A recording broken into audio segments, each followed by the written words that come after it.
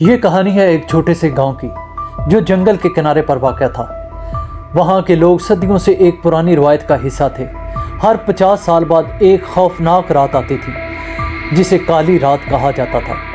اس رات میں جادوگر زفیر آسمان سے زمین پر اترتا تھا۔ زفیر ایک ظالم اور پراسرار جادوگر تھا جو لوگوں کی روحوں قید کر کے اپنی طاقت بڑھاتا تھا۔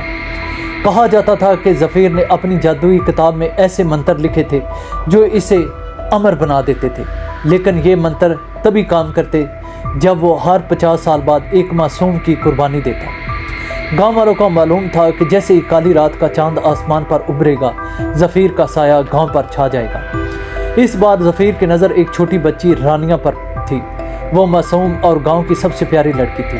رانیہ کے والدین کو پتہ چل گیا کہ زفیر اسے قربانی کے لیے لے جائے گا، اس لیے وہ اسے بچانے کی کوشش کرنے لگے۔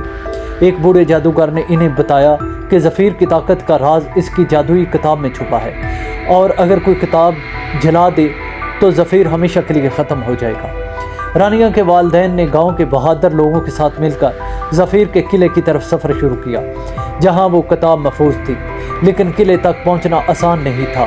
راستے میں خوفناک جانور اور پراسرار مخلوقات ان کا راستہ روکنے کے لیے موجود تھیں جنہیں زفیر نے اپنی حفاظت کے لیے باندھا تھا۔ آخری لمحے میں جب زفیر نے رانیہ کو قید کر لیا، اس کے والد نے اپنی جان کی قربانی دے کر کتاب کو جلا دیا۔ زفیر کی چیخیں ہوا میں گونجنے لگیں اور اس کا وجود راکھ میں تبدیل ہو گیا۔ گاؤں والے آزاد ہو گئے اور کالی رات کا خوف ہمیشہ کے لیے ختم ہو گیا۔ لیکن کچھ لوگ کہتے ہیں کہ زفیر کی روح اب بھی اس کتاب کی راکھ میں چھپی ہے، اور اگر کوئی اس راکھ کو چھو لے تو زفیر دوبارہ لوٹ سکتا ہے۔